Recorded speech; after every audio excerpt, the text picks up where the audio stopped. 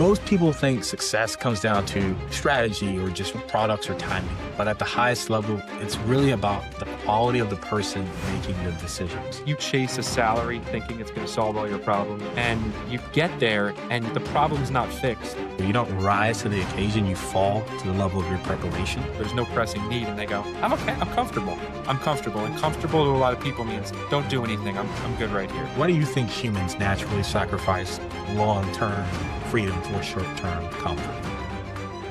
When your window of opportunity opens, will you be ready? All right. Welcome to the Catch Window Podcast. Most people think success comes down to strategy or just products or timing. But at the highest level, it's really about the quality of the person making the decisions. On this show, I kind of call that the catch window. That's the moment where preparation meets opportunity.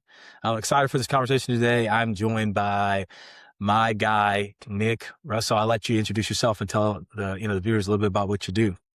Definitely. Well, I appreciate you having me on. I said this previously in our messages, this first podcast I've done. So apologies to anyone watching if you're like, this is definitely his first podcast, because it is. Just a little background for me. So financial advisor. I grew up in a small town in northern New Jersey called Butler. Had 110 kids in my high school class, so very small town. Went to college at Seton Hall and really didn't know like what I wanted to do in my life or my career. My junior year of college, fall break, I've told this story a ton on LinkedIn. Junior year of college, fall break, went home, uh, walked in. My parents were bawling their eyes out at the kitchen table. And, as a young adult, you say, mom and dad are crying. What could that be? And you start to think of all these terrible things. And I remember my mom saying, looking at me, I'm still standing in the doorway. She said, these are happy tears. Dad and I met with a financial advisor. We kind of know what the next year or two of our life's going to be. Dad gets to retire soon, and then we know what retirement looks like.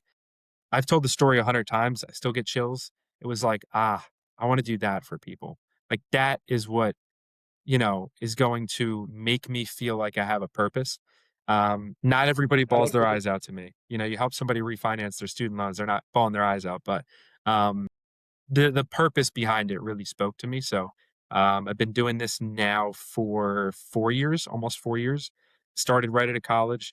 Um, I stumbled into the business ownership world almost on accident, just knowing I wanted to do this career, not knowing it was like a business you owned. I just thought it was like something you did 9 to 5. And it's the best accident that could have ever happened to me. Dude, that is awesome. Hey, side note, talk about storytelling, man. Like the way you like laid out that story with your parents, I was like, oh my gosh, what happened? Like, what's going on? That is amazing. Dude. Growing up Italian, you kind of learn how to tell a story, how to use your hands. Um, like my parents love telling stories. So my parents are actually a little, I'll say older, not to offend anyone, but older. Like I'm 26, turning 27. My dad is 70. My mom is 62. She would kill me if she heard me say that out loud. Um, Especially on a podcast, nonetheless. So I like had older parents who would tell stories about like when they were kids and growing up, what they did. And it was like, again, decades ago. Like it sounds like forever ago. So I've heard so many stories to the point where I just like to hone in on the good details. My mom tells stories way too long because she includes every detail, and my dad gets right to the point. So I'm trying to be somewhere in the middle. Dude, I think you're nailing it. You're perfect with it, man. Dude, I love it. I think obviously you've been doing this, 4 years plus, right? You've worked with a lot of different people. I'm sure you've seen people at all different levels of income, big decision makers, people who just started in their career. Obviously, some people are close to retirement. What would you say when it comes to like, when you're helping someone make financial decisions, how much of that is like numbers versus how much of that is how they think and how they operate? So depends on the person. And you find out pretty quick when you ask somebody why they're in front of you. Um, there are people where the numbers are everything. And there are other people where it's like the meaning behind the numbers is everything. Now, my personal belief is like the numbers shouldn't be everything. If you get a whatever percent rate of return and then you get whatever percent plus 0.1, you're not going to think about that when you're on your deathbed. you're thinking about attending your kids' high school games, going to your daughter's dance recital, like that's the stuff that should matter. And that's what I really try to preach. But there are that small segment of people where they're like, you're my financial advisor. The only thing that matters is the numbers. Um, and you try to make those people realize like the numbers matter, but what are they actually doing for you? What's the next level behind it? What's the layer that's underneath that? And most people get it. I think most people understand that. Like, that's life. Like, what's the purpose of all of this? And there's some people that just get stuck on the numbers. And I mean it when I say it in the nicest way. There's not much you can do at that point than focus on the numbers. Um, but it really should be a deeper conversation. And I almost wish more people looked at it that way. Man, that's good. Yeah. Yeah, it's interesting, yeah, because I think to your point, like, right, like at some point, right, that's obviously what you're gonna need to focus on ultimately to get to what the people are really wanting. But I do think there's something to be said too, like, and I think of with anything in life, to your point, right, like thinking long term, there are always, deeper desires, things that we're wanting, things that we want to accomplish, and being able to, you know, see that and visualize that and think beyond obviously this year or this month, I think is extremely powerful. Um, Yeah. and I love your perspective. And before we hop on this podcast, I want people to hear this. The athletic background, right? Before you became a financial advisor, this is insane. But can you touch on that a little bit about, obviously what you told me about the sports and everything like that, but also like from all the sports that you've done, and I'll hint at that, all the sports that you've done, the lessons that you learn, uh, and do you feel like the lessons that you learn from all these sports, if it gave you an advantage in business, or an advantage that most people never realize? Yeah. I'm going to go into this one a little bit because I think I have a unique perspective and I played 4 high school sports. I was not great by any means, like all conference in any of them. It's honorable mention in a couple, but I was in a different position in every sport. So I know I mentioned this to you. I played 2 years of football, 2 years of soccer, 4 years of basketball, and like three and a half of baseball. We won't get into why three and a half, but about three and a half of baseball. And every sport was different for me. So like basketball was my passion. And I'll get into this one first because this one's probably the one that shaped me the most in terms of like lessons learned. Basketball was like my diehard. I loved it. I would do anything to play basketball and on a team again. Um, my senior year, I partially tore a ligament in my ankle, like the second game of the year, missed like 21 of the 24 games. Um, like pure heartbreak. But there was a parent who's one of my good friend's parents told me like it obviously stinks that you hurt your ankle, but there are things you could still do to help the team. So like I would still show up to practices, I would still try to be around the people. And I don't know whether if at the time it was more of like a this is doing something for me, so I need to be around it, or if it was like I really wanted to help. But it kind of painted this picture in my head of like things are going to happen in life and how you react to them matters. There's worlds where we could sit in our room and cry about it and sit in a corner and be upset about it. And it's okay to do that for a little bit. Everyone needs to grieve a little. Or we can go out and do something about it. And so basketball taught me a lot in that. Not that it was ever supposed to be that lesson, but it just turned out to be that way. Um, Football, I'm gonna switch beats here and get, I guess, a little funny. Football was a nightmare for me. I was not good at football. Football didn't teach me much outside of like, hey, you find out pretty quick what you're not good at, and you probably shouldn't do a second year of football if you're not good at it. Um, that's the only lesson football ever taught me. Um, Baseball, I won't get too much into either. I think soccer was another one that I learned a ton from where I had played soccer in middle school. My baseball JV coach came up to me and said, "We need a goalie. We need someone that could do this. You've done this before. You've been there. Why don't you come play?" And I went from the last kid to make the varsity team, the starting goalie, the last kid to make varsity my junior year, to by the start of my senior year preseason being named the second captain on the team. And for me, that was a lot of like, sometimes you get flushed into a position of leadership. Goalie, if anyone knows about soccer, is like you have to be loud, you have to be vocal, you have to be talking to your teammates, you have to be commanding the defense because of the position you're in. You're the only one that sees the whole field. If you're a defender, you can see most of the field, but people still make runs behind you in soccer. Um, I'm the only one that sees the whole field, and so I in this career for me, it's really interesting because when I look at every statement or every document or I get the full picture, I could give somebody financial advice because I see the whole field. You go to Thanksgiving, your cousin tells you to do something. You go on Reddit, someone tells you to do something. They're a winger, they're a striker. They're not seeing the whole field. They don't get to see the whole picture. And so whatever they might be saying to you or telling to you might not be the best advice or the best thing to do. Um, but really the lesson there that I learned was like I can be a leader. Because every sport up to that, I was really just kind of like on the team, love to do it. Kind of like you get thrown in this position of leadership and it's kind of, can you do this? You have to answer the phone call. Can you step up to the plate? And for me, that was something so foreign to me. I remember growing up not liking soccer, kind of being thrust into this position. And then I still tell people to this day, it's one of my favorite sports. If you go on my Instagram, I think it's the only sport I still have pictures of me doing on my Instagram from high school. So, um, yeah, it's a couple seconds about my sports career that is long behind me. No, dude, that is awesome. I think that's ultimately the best thing about sports, right? Like football was my main thing. That's why I was laughing really hard because I know exactly what you mean. Some people won't know, but I know exactly what you mean Yeah. when you say you don't know if this is for you or not. Because I remember that. But I think that will always ultimately be the best thing, regardless of what level of the sport you play, is some of those more intangible things like stepping into leadership and how you can command and take control even in this business you're in now when you're having these conversations with these people to help them with confidence handle their finances in the best way.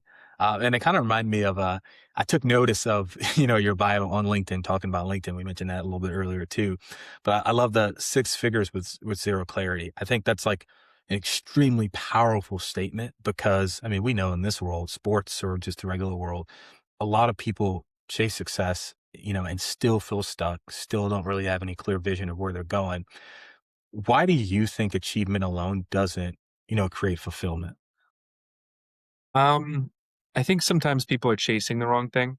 So, like, you chase a salary thinking it's going to solve all your problems, or you chase six figures thinking, like, if I could just do this, man, it's going to solve all those issues. It's going to solve every month to month. It's going to solve saying no to the trip. And you get there and you don't, the problem's not fixed. And now you are two steps below where you even were beforehand because now you're like, I don't know what the actual problem is. I don't know what I'm doing wrong because I thought this was the solution. Um, you know, it's kind of like re- I I want to say it's sad because you push yourself mornings, afternoons, nights in this goal of like if I could just do this and if I could just get here, if I could just work a little bit harder, and then you do it and you're in the same spot, you're like, "What am I missing?" Um, I'll use the example of, like, I'm not a big gym person. I know, like, you're in that space a lot more. I started working out April of last year for the first time really in my life, and I was like, "Heck yeah, I love this." And then you achieve this goal of, like, going to the gym, and I'm like, "But I'm not losing weight. I'm not gaining muscle.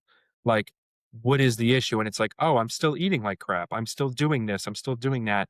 And, like, for people with income. You think income's the end all be all, but it's like, no, the way I automate my life isn't right. My habits still aren't good. I'm not even trying to get educated on these things. And there's so much deeper beyond that. So I think people just set the wrong goal sometimes. And it's not even like, man, you screwed up. You set the wrong goal. It's you didn't know any better. No one ever told you that income's not the end all be all. No one ever told you that there's other things that have to happen, whether it's tax prep, investment opportunities, playing defense with insurance. Like, no one ever educated you on that. It's not something we learn in school. We don't have a personal finance 101 class, you know?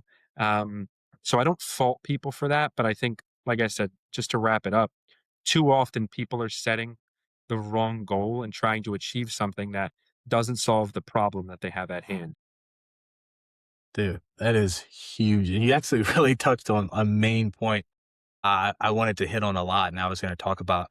I think the world I kind of operate in, with the wellness and the fitness, and I look at more performance optimization versus obviously wealth and management. But I think I see it. The biggest common denominator is exactly what you touched on. In my world, I always say that the body usually follows the identity, right? You can have the perfect workout plan or the perfect financial plan, right? But if the beliefs, to your point, don't change, your actions will eventually drift back. And to your point, sometimes even worse, if you're not really getting to the source of what the real issue is. So I really think that is super awesome and powerful. And I think it speaks a lot to your mindset, right? Like, I mean, I got excited when you said I started April of last year. I was like, let's go, dude, come on. I love it. I mean, Get that's hype. for this world, like, it's like, that's amazing to be able to get into that, get into routine. But man, what was kind of I mean, obviously you used to play a lot of sports, right? And, you have strength conditioning, you have coaches pushing you, telling you what to do, where to go, all these different things. In your world, especially a world like this where I feel like so many people are obviously relying on you, and there's this hustle, there's bustle to your day. You have high points, fast points, you have slow points. What do you do to recreate that same drive, right? There's no coach yelling down your back. There's no one telling you one more lap, right? Let's go. But there's no whistles blowing. What do you do to recreate that same drive that you had in sports for your business? Yeah, I'm a big believer. So I don't even think I think it's bigger than what I had in sports. Because if I had a bigger motivation in sports, I would have been something better than honorable mention all conference. Um, I think now my motivation is not external. So like for me, it's very internal, which is something I had to learn. It's hard to describe. It's hard for me to put into words on a podcast and someone to identify like, oh, that's me or that's where I am. You know, for me, my motivation's internal. Like I have a vision in my mind of what I want in 5 years and 10 years and 20 years and 30 years. And that's not something that you get to and then you just say, all right, I'm good.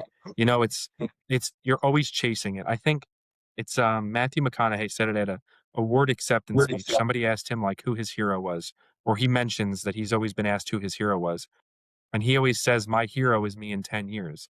And whenever I get there, I can't meet my hero because my hero again is now me in another 10 years. And for me, it's like, I don't need somebody to coach me or to motivate me or to push me because I have that inner motivation, which again, it sounds corny, but like it's a real thing.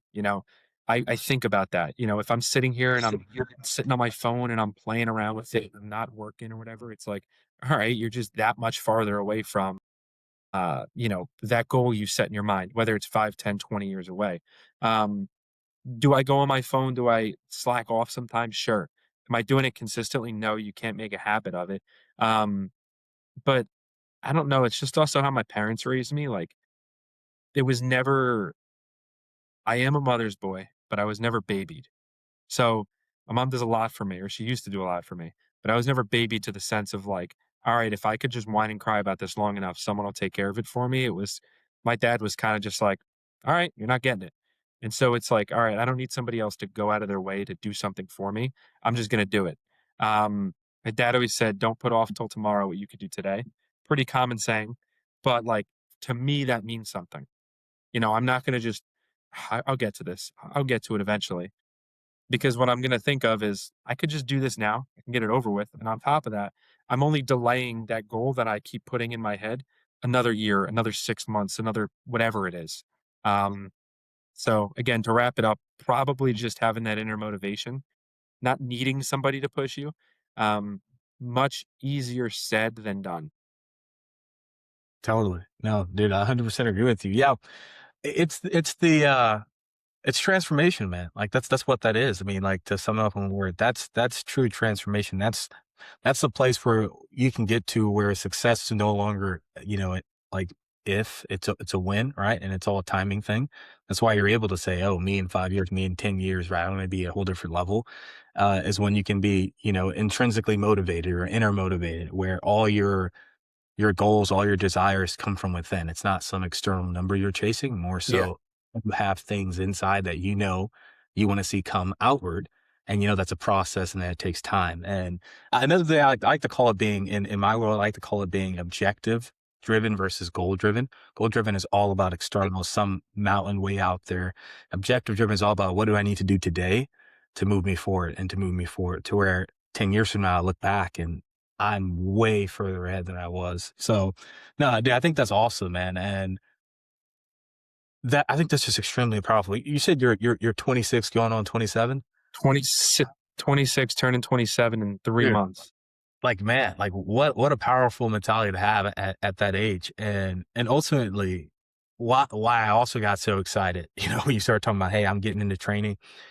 So many of the little decisions, obviously, that we make, I mean, they are monumental when it comes to the impact they have on, the direction we're moving in and the things we're able to accomplish. I mean, when you talk about dialing in how you eat or sleep or managing stress or being mindful, okay, I'm not playing on my phone too much, right? I mean, all these things impact energy and focus and clarity. And as a business owners, obviously, these things are extremely valuable, important for you to be able to show up and do what you do best.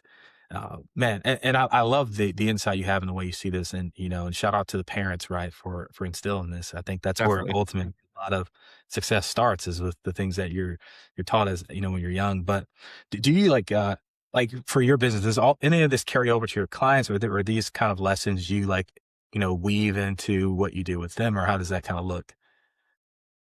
That's a good question. I think for me, it was always a really good question. I don't know if it weaves into like what clients do necessarily. I think for me, it's like I want to be at my best so they get the best version of me. So when they walk into an office, they don't get me like half awake. I forgot this. All these notes are back in my office. Like taking care of me in a sense is taking care of them, because they deserve a version of me. If someone's paying me to do something, again, this goes back to like the way I was raised. Like you better do it, and don't half-ass it either. I don't know if I could curse, but I don't even know if that counts as a curse. But like just don't half-ass it. Like that was a big thing for me. So I always try to give my best. I know that I'm a direct reflection of my business, and so I don't want it to. I want it to be the person where they're like, "Oh, he's really getting after it. Like he's working for this. He's pushing himself." Um, and I hope clients see that. I hope prospects and people see that. Um, it's not something that necessarily you could pass to somebody. I think they have it or they don't. Um, but you can push them in that direction using logic, not really emotions. So like I can't just be like, "Come on, you got this. Let's go." Like you get fired up for 5 seconds, you leave the office and as you're driving home that's gone. If you could use logic to be like, "Well, using based off of this savings rate, you're putting this much away and we're going to be here in a few years and a realistic savings goal or savings rate or investment rate or return, etc., puts you here. You're still 2 years short. Are you okay with this goal being pushed back 2 years?" And if the answer is yes, then cool. You're not really going to push yourself. If the answer is like, no, I need this to happen sooner, well, then, all right, we have to find something, whether it's more income, whether it's cutting expenses, to put this in financial terms, to get to that point. That's the logic behind it. So I'm not going to fire you up. I'm just going to be like, we're that's physically not possible. We're not going to make it here. So what are we going to do about it? What are you going to do about it? I can only do so much. Um, and I think for certain people, that conversation sticks in their mind better than like trying to be emotional and being like, don't you want more from this? Don't you want to push yourself? It's like, nah, people get that. And then they're like, he's just a motivator. He's not even an advisor. I'm going to use logic to get people to that next step. I hope I answered that question though. Yeah, no, I think that's exactly kind of what I was getting at. I think because of how you think and how you prepare, the people that are working with you all the better for it. And I think some of those deeper things that we're talking about, right? Like, yeah, there's X's and O's and there's numbers, but how you show up, how you prepare, and you being ready and you being able to handle whatever they're throwing at you and be able to point them in the right direction and using the logic to move them in the right direction, I think is super powerful. Another saying that's probably more common, as you mentioned before, to saying that you said as well, is oftentimes, and I remember sports coaches in their speeches like, "You got to rise to the occasion." And what we found is that that's actually never really true. You don't rise to the occasion; you fall to the level of your preparation. And I think that speaks a lot about what you're saying, right? Being prepared in the ways you need to mentally, physically, to show up and be able to serve your clients at extremely high level. So I guess when it comes to like, you mentioned leading them, kind of using logic to kind of lead them. Um, how does that work, I guess, in terms of preparing them for, you know, what life throws at them inevitably, when it comes to unexpected expense or when something kind of comes up? Yeah, I think logic falls within like a range. Like logically, any financial loss or gain can happen within a certain window. And then there's extremes in both directions that just aren't going to happen. Like it's not possible. And so when we use logic when we're planning, it's like, okay, well, what's our worst case scenario? What's our best case scenario? Right. When I talk income with a lot of people, I'm usually planning for someone's worst income month and worst expense month, so to speak. So, like lowest income, highest expenses. I'm trying to plan for your worst case scenario. Because if we can plan for your worst case scenario, anything else that happens, a little bit better, half better, the best case scenario, we're good. Like then we're not upset with each other. You're not upset, I'm not upset, whatever it is. So logically speaking, I think it starts at our floor. Like, how do we plan for this? And if anything else here happens, we're good. You're good. Like we feel okay.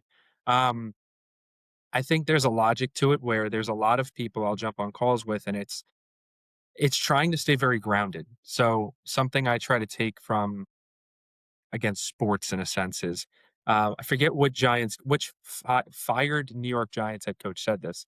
Might have been Dabble, it might have been Joe Judge. Never get too high, never get too low in any wins or losses. I think too many times people get, if something doesn't go their way, they get very low on themselves.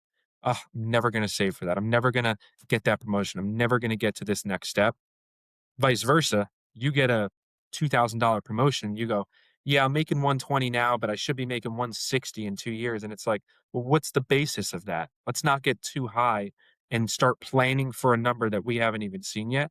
And so it's really trying to use logic to say, like, "Here's where we are. In this moment, this is all we can plan for. Let's make sure the worst case scenario, you lose your job tomorrow, you lose a partner, God forbid." I was knock on wood. Like any of that stuff that happens, like we're still playing defense, you know?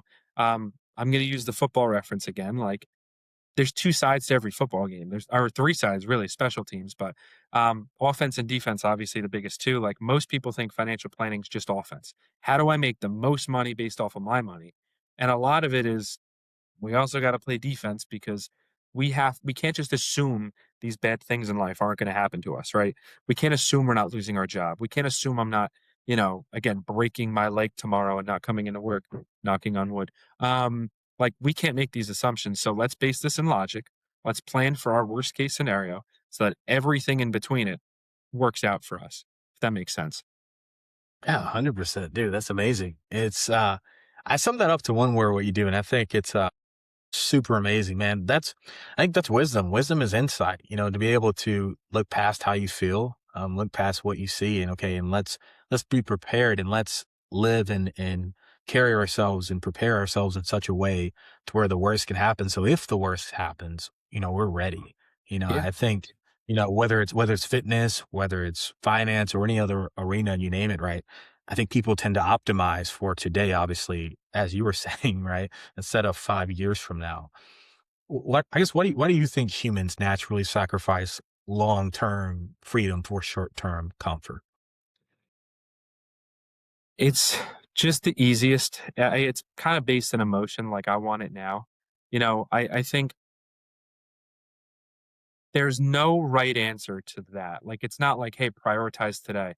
We'll figure out tomorrow later. It's not really like, the social media methods save every dollar and we'll live our life later on. Like that stings too, because who knows what later on's gonna bring us. There's a middle ground, and I think this is where advisors do so well. That most people are underrated when it comes to like working with an advisor is we find that middle where you can plan for tomorrow, live your life today, and still feel comfortable the whole way to retirement. And so many people are like either, and I get this all of the time, and it doesn't drive me nuts because I get it. It's like what is preached on social media, or people argue about this like, man, live your life today, go on every vacation, go spend every dollar you have. Go, you work for this, go do this, go out with your friends, live your life. These are memories you're going to have for your 20s and 30s. You'll never get this again. And then you hit 45 and it's like, well, I don't have much saved for retirement. Who knows if Social Security is going to be there, whatever the case may be. People have their feelings on that.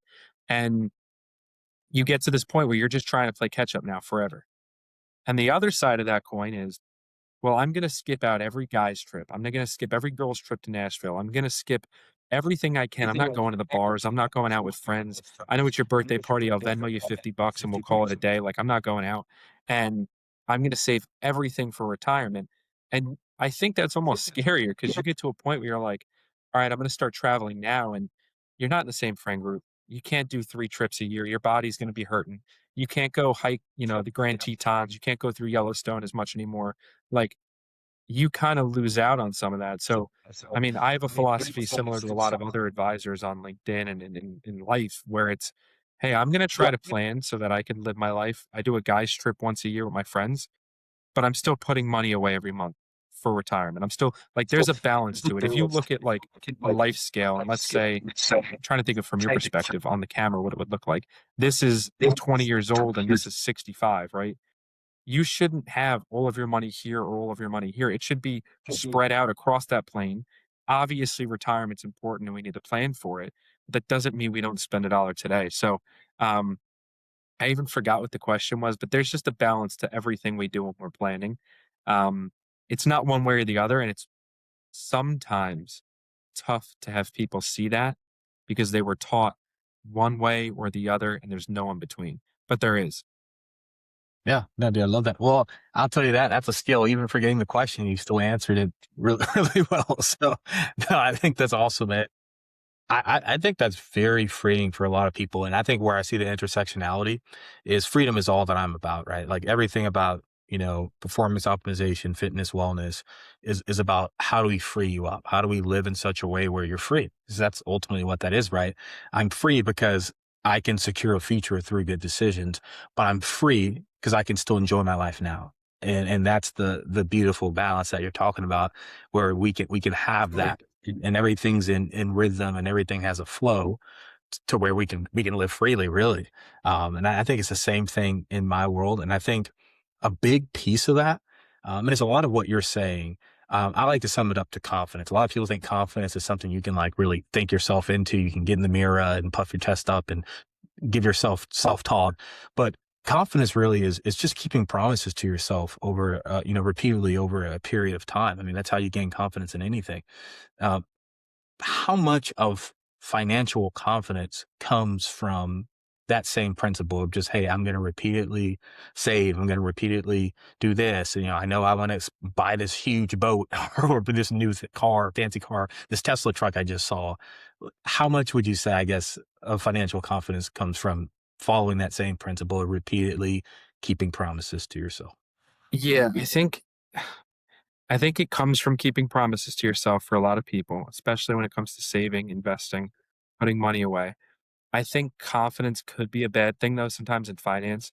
Like, I can't tell you the amount of people I've talked to where we've met and I know I can help them. There's a glaring need. There's something I'm sitting there going, I could help this person. And it's like, I'm confident in what I'm doing. I'm good. I'm happy. And it's not even their fault necessarily. Like, you believe in what you believe in. You're confident in it. That's why, and it's hard to do this. A lot of times I say, like, trust the professionals. I'm someone who used to not be in that boat. I would be like, these people are just trying to manage money so they could like grow their business, blah, blah, blah. But at the end of the day, like, once I went through the process of getting all my licenses, sitting with people for almost 4 years now, like, you really learn what's right and what's wrong. And confidence should be in the professional and the person that you're working with to do the right thing by you, not in you to flip a coin, hop on a Reddit thread, go on a YouTube video, and be like, oh, I'll just do that. I'm confident. Like, confidence is a form of emotion, and anything you're doing emotionally in terms of finance is like usually not right. Like, right, we want to plan logically. Okay, well, there's this tax law and we're about to hit that income limit. So let's plan for this. Or we're investment planning here. So let's make sure that we're allocated correctly, etc. It confidence is a weird one because you could have confidence in an advisor and in a plan. You could also have confidence in nothing. I have people that are pretty dead set that the economy is going to do X in X amount of years, and like they're confident in doing nothing. It's like I would disagree, but who knows what's going to happen? Like, I don't know what tomorrow is going to be. I don't know what next week's going to be, next month, next year. I'm using history, right? So confidence in planning is very tricky, which is why I answered that in kind of a roundabout way, without being direct, I guess. No, I get you. I get you. Yeah, I think to your point right there, there's two sides to it, right? I think there can be It can be a good confidence, right? And there can be a false sense of confidence where it's not so great, and you're running full head of steam into something that's going to destroy you. So, no, I think that was great. I think that totally makes sense. You know, when you look at it from that perspective, and I think that help a lot of people to see it that way too. I'm sure there's someone right now who's going to be listening to this, and they're on YouTube right now looking up stock options or whatever. So I think that's awesome. But Yeah. yeah, I know, we talk about you obviously have sat in front of a lot of people, over 4 years, people at all different walks of life. Obviously a lot of high income and professionals as well.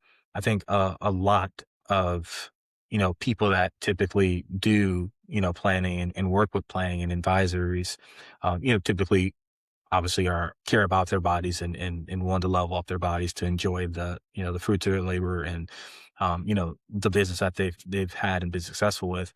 What's kind of like one, belief I feel like you've consistently seen in these people that you work with, or maybe even in yourself, right? I mean, like, in your own right as a business owner, you've seen obviously success over these 4 years.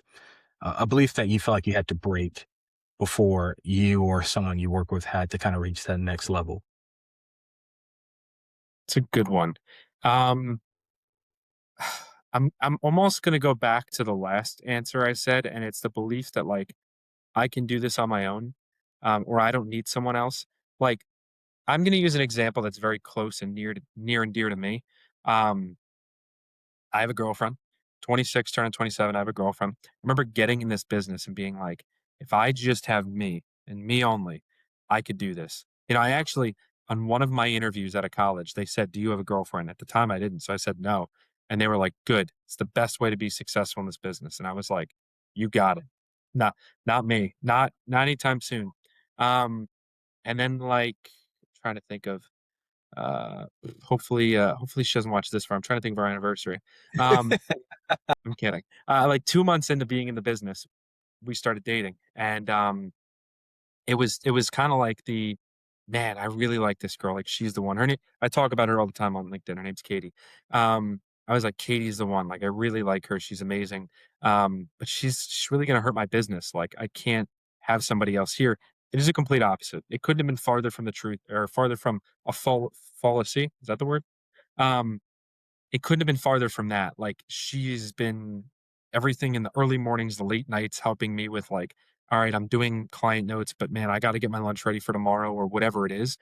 And then on a professional level, from a business standpoint, it's, "Hey, I gotta talk to HR about my 401k, and I should reach out to that life insurance guy, and I gotta go do this, this, and this." And it's like, "Hey, like, help exists." Yes, there is a cost in a professional sense, a cost to it. I'm not paying Katie to date me. As far as I know, no one is, I don't think. But, like, in a professional sense, there's a cost to working with an advisor. And the first thing I was ever taught is fees are only an issue in the absence of value. And I think the second roadblock people get to is, well, yes, I need help, but help costs me something. And I'm trying to be good in finance and I know not to spend money. And so don't spend money on a financial advisor. Don't spend money on a good accountant. Don't spend money on a good attorney. And it couldn't be any farther from the truth because, like I just said, fees are only an issue in the absence of value. And if there is a value that I could bring you, whether it be 401k planning, investment planning, the list goes on and on and on. I do what every other advisor does. Um, well, then it makes sense. And so that's the second roadblock that people hit is, okay, now I know I need help. This is probably the person that could help me. I like Nick. Nick's a good guy. I like his posts on LinkedIn. I like his social media. Seems cool, but man, there's a cost to work with him. There's a cost to working with an advisor. Seriously? Isn't that counterintuitive? It's like, what is it, an oxymoron? Jumbo shrimp? Doesn't make sense. You're supposed to be helping me with my money and there's a cost to this. And I think too many people get stuck there. There are difference every advisor charges a different fee, plain and simple. There is maybe some that are more expensive. They might be doing more work, they might be going more in depth, they might be more specific for your niche. They also might be farther along in their career, so they're like, "I don't want a client unless they're paying me more." I don't know that for fact, but I know every advisor is different. Too many people get stuck there and go, "Yeah, I'm not gonna work with anyone," and that's a real issue. Dude, that is awesome, man. Dude, I love that expression. I never heard it said that way. Obviously in the business world, we talk about the importance of value, but dude, fees only become an issue. I don't want to butcher. Fees only become an issue when the value isn't present. I like the way you said it. Fees are only an issue in the absence of value. If there's no He's value on there, I shouldn't be charging a fee. Dude, that right there is amazing, and it actually honestly leads to my next point, right? When you talk about, I think the 3 most important things, and these are actually statistically, these are actually the most profitable industries, right? It's always gonna be health, wealth, relationships. Like, that's just how it is. And it's because of the value associated with it. My relationships, to your point, right? Your relationship is a great asset right now. And everything in those areas are either an asset or a liability, either my finance or a liability, and I'm struggling, right? Or they're an asset. Like right? I'm having an advisor, managing my money well. Same thing with health, same thing with relationships. Your relationship right now is an asset to you. It's helping you alongside your business, right? Like I'm married, so I get you, man. It's the same thing, Yeah. right? You know, people, don't do this. That's this.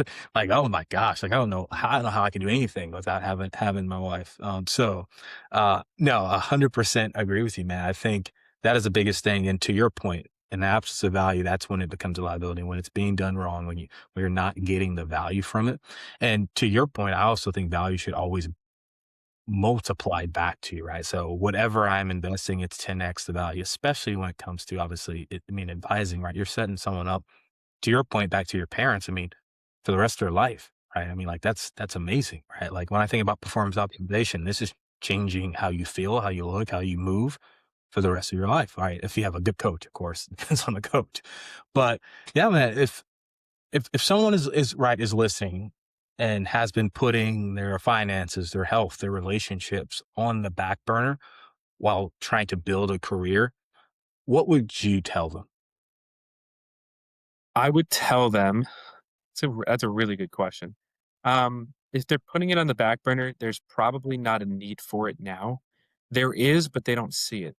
And the reason I say that might sound confusing, is you don't realize that wealth is an issue until you have to say no to that first trip or have to say no to dinner or whatever it is.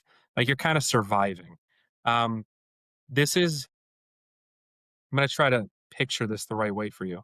This is the opposite of what I said earlier. Remember I said like 20 and 60 and like being in the middle is great because you could plan for kind of both ends.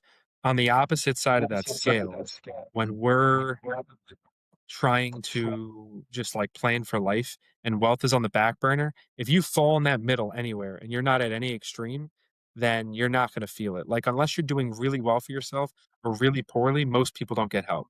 Most people that come to get help are on one extreme. Man, I have $25,000 of credit card debt, and my monthly expenses on those credit cards are almost more than my income. You're all the way in like the garbage dump in a sense. I don't mean to say that in a bad way, but like you need help. The other end of that is like, oh my gosh, I'm making now more money than I ever imagined.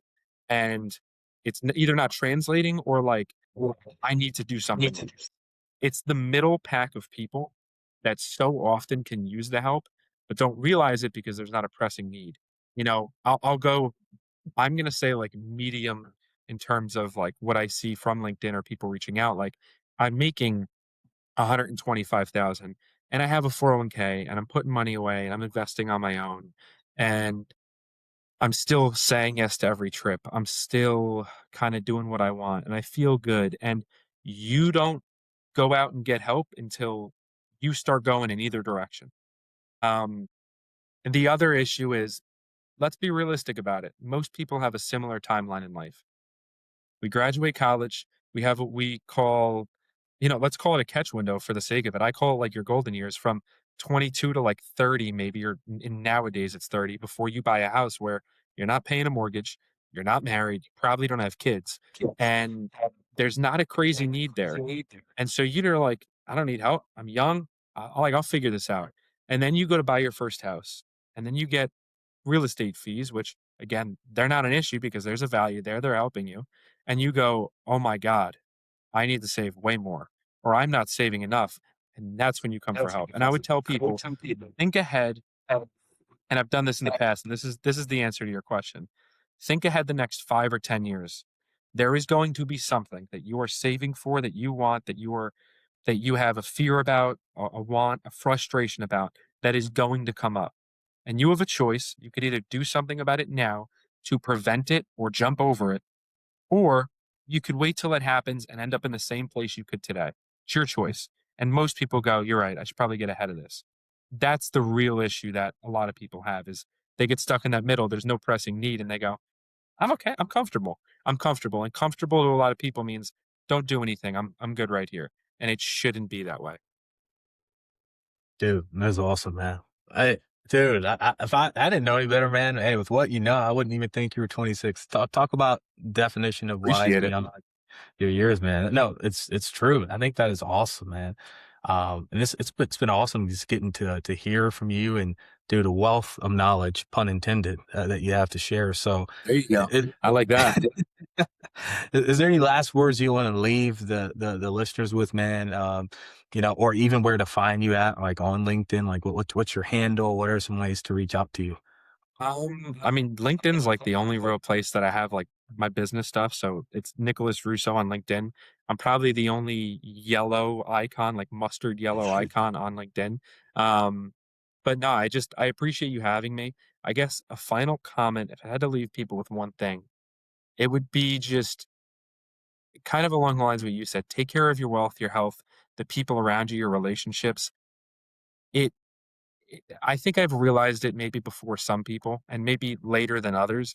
Like, it is so important to take care of this stuff because I can't tell you the amount of people that go from just like being in an okay spot to being in a bad spot like that, not realizing what's ahead of them and having people I'm gonna say people like me, which sounds self-centered, but people like me helping you with something, it can go a long way when you find the right person. I'm in the long-term relationships game. I tell people all the time, I'm not the advisor that's helping you for a day or a week. I want to do this for a decade or 2 decades. Like, find those people that really want to help, go alongside them and be like, help me, and I will work with you for however long. I'd also say the more financially you can take out of your hands, the better. People are emotional at heart, right? And I'm not saying like, oh, give somebody all your money and have them manage it. No, that's not, of course, a financial advisor would say that. No, that's not the case. What I'm saying is automate what you can. Because when you have the choices of going to spend money on trying to think of the most ridiculous thing. If you could go spend money on a new jet ski or fund your IRA for the year, you're almost always going to choose the jet ski because it's like I get it now. I get that in 40 years. Like I'll figure it out. When you automate it and you could put money away every month and you don't allow yourself to choose, that's when real wealth is built. Not some like BS, oh look, I have a new car, posting it on Instagram, like real wealth. Like I could leave my job every weekend on Friday or Saturday and go see my kid's baseball game or my daughter's recital. Like that's wealth to me. It's not a dollar in a bank account. It's the freedom and flexibility to do what we want when we want without asking somebody permission to do it. That's wealth. So I rant a lot. I'm Italian. I talk. I'm sorry, but I appreciate you having me on, and hopefully something I said in the last 47 minutes has resonated with one person. That's all it takes to change the world. So I try. Dude, I think you did great, and I think it's gonna resonate with a lot of people, dude. That was awesome. Man, I truly, appreciate it. truly, truly glad to have you on. Like, wow. I really do appreciate it. Thank you for giving me a space to voice. I guess it's my opinion. To voice my opinion. So thank you. Heck yeah. Heck yeah.